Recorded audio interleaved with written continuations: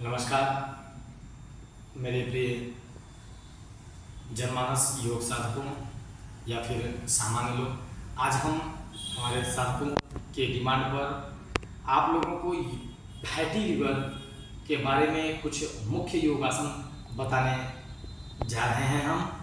और जैसा कि आप लोग देख रहे हैं, आजकल इतना इरेगुलर भोजन हो चुका है जिसकी वजह से लोग लीवर की समस्याओं से ग्रसित हो चुके हैं। वो चाहे पाचन की क्रिया हो, चाहे कब्ज की क्रिया हो, या फिर लीवर का डैमेज हो जाना, जैसे लीवर सिरोसिस तक लोग पहुंच जा रहे हैं, फाइब्रोसिस गड़बड़ हो जा रहा है, एक्टोटिक गड़बड़ हो जा रहा है, फैटी लीवर हो जा रहा है, ग्रेड 1 में जा रहे हैं, ग्रेड 2 में जा रहे हैं।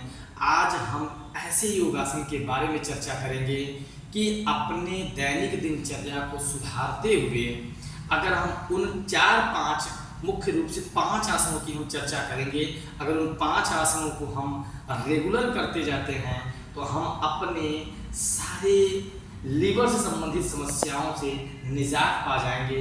जितना जल्दी हमको दवाओं से आराम नहीं होगा, उससे ज़्यादा जल्दी योग से और परमानेंट हम इलाज अपना कर सकते हैं। इसलिए निवेदन है आप लोगों से, योग से जुड़िए और अपने स्वास्थ्य को बनाकर रखिए।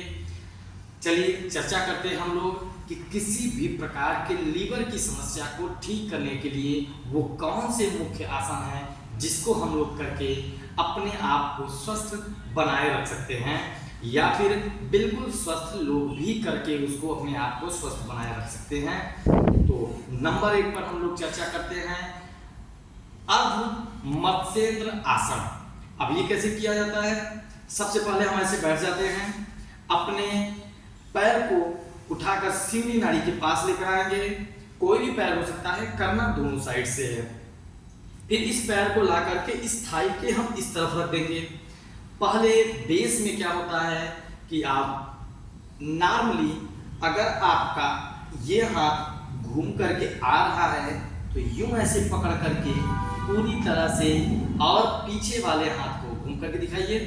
पीछे वाले हाथ को यहाँ पर रखेंगे और जितना हो सकेगा पीछे देखने की कोशिश करेंगे। एक चीज का ध्यान रखेंगे, श्वास को होल्ड करेंगे इनहेल करके, और फिर ये पोजीशन बना करके रखेंगे। मान के चलते हैं कि शुरुआत में कुछ समस्याएं अगर आ रही हैं तो आप इसी तरीके से करिए, बिल्कुल जनरल। जो पैर है वही हाथ सामने ला करके ऐसे पकड़ लीजिए और इस तरफ से पूरा पीछे घूम करके श्वास को होल्ड करके पीछे देखने की कोशिश करिए।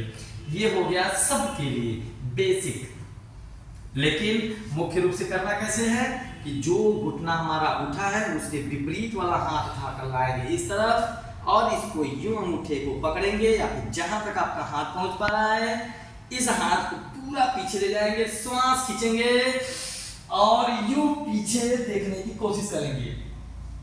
मिनिमम 10 से 20-30 सेकेंड अपने क्षमता अनुसार इस पोजीशन में रुकते हैं। फिर इसके बाद दूसरे तरफ भी यही प्रोसेस करते हैं।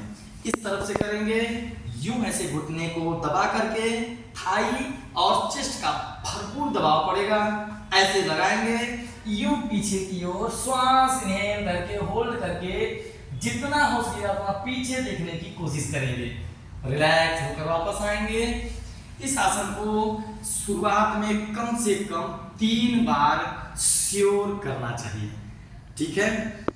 उसके बाद आते हैं दूसरे नंबर पर गोमुख आसन। गोमुख आसन का 3 वेरिएशन होता है, लेकिन यहाँ पर बेस हम पहला वेरिएशन बताते हैं आपको। ऐसे एक पैर को इधर से और एक पैर इसके ऊपर, कौन सा नीचे है कौन सा ऊपर ये नहीं मायने रखता है, क्योंकि दोनों पैरों से करना रहेगा। एक बार एक नीचे एक ऊपर, फिर दूसरा ऊपर नीचे, ऐसे बदल के करेंगे।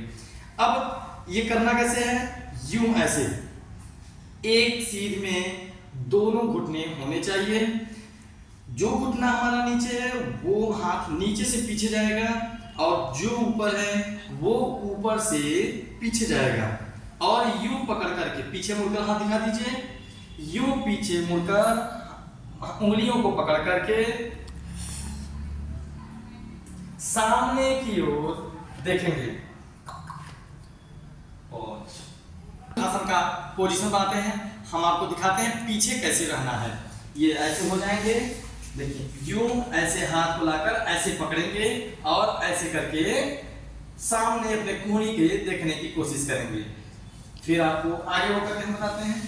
गोमुखासन इस तरह से करेंगे और दोनों पैरों को बदल बदल करके करेंगे। जो घुटना नीचे है वो हाथ नीचे से पीछे, जो ऊपर है वो ऊपर से ऐसे, ठीक है। अब हम लोग आते हैं तीसरे नंबर पर। तीसरे आसन के लिए धनुरासन। अब इसके लिए हम लोग पेट के बल लेटते हैं, पेट के बल लेटेंगे बड़े आराम से और इसके आकर श्वास लेते हुए यूं धनुरासन का पोज बनाएंगे।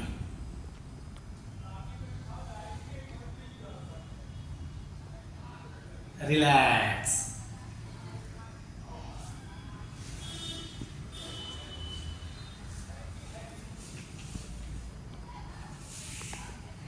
कम से कम 10-10 सेकेंड का 3 बार से शुरुआत करेंगे। 5, 8, 10 राउंड इसको लेकर के जाएंगे, ठीक है। अब इसके बाद करते हैं, चलिए अब हम लोग चर्चा करते हैं चौथे आसन का, शलभ आसन। इसके लिए भी लेटते हैं, पेट के बल लेट जाएंगे और बिल्कुल ठुड्डी को जमीन से लगा के रखेंगे।